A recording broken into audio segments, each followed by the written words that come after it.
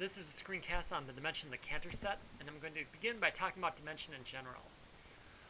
So we know that a line segment we want to have dimension 1, and a square should have dimension 2, but why is this? Well, first of all, I have a line segment, and a line segment is basically built out of one piece. It's built out of one line, whereas a square is built out of 4 little pieces, 4 little line segments. So the idea of dimension is that what happens if you took all your raw materials and scaled them? What happens to how many copies of the original line segment do you get? So let's say that we double the original line segment, right? The question is how many of these did I end up with?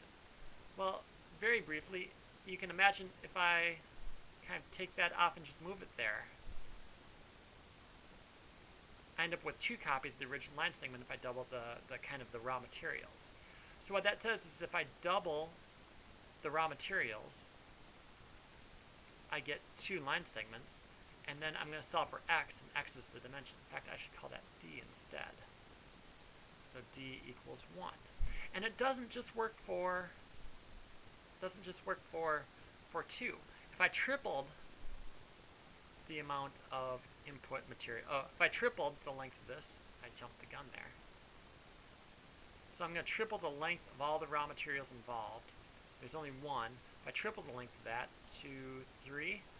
Okay, I can chop it up, and then look, I can just move these, and I can quickly notice that what I've done is I've really created 3 copies of the original line segment, even though they don't look like that. 1, 2, 3. So that says that 3 to the d equals 3. In other words, d still is equal to 1. Okay, well, how does that look like for the square? Again, with a square we can double. That's supposed to be doubling. If we double all the raw materials and we put them together, we end up with a big square. And you might imagine that you can fit 4 of those in there. 1, 2, 3, 4. So again, and maybe I should write this down, right? 2 copies. So what I get is that, again, when I double to the dimension, I end up with, now I get 4 copies of the square. Solving for d, that tells me that d should be 2. Similarly, I can triple. I get a bunch of these. If I triple them, I get a very big square.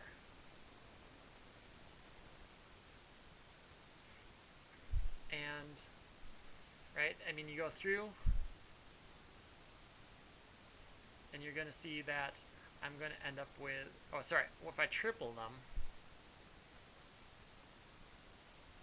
I'm going to end up with, this is not to scale, but you can see that I'd end up with 9 squares, 9 copies of the original. So d should, again, be 2. We're going to apply the same idea to the Cantor set, except we're only going to do it for 3 because that's how it works out. So, Cantor set. And the basic idea is, what do? We start with the raw materials. A line segment's really easy. A square we broke down into raw materials. So a Cantor set, the raw materials are, again, a line segment of length 1. So what we do is we're going to triple it. So I'll use the green tripling color. We triple it, tripled the raw materials, 0 to 3, and then once I've tripled it, I can put it together and make my square. So once I triple it, I'm going to do my thing and create the Cantor set. Well, how do I do that? I mark off 1 and 2, and then I can erase the middle third. Okay, erase the middle thirds of both of those. Erase the middle thirds of both of those, etc., etc. Middle third,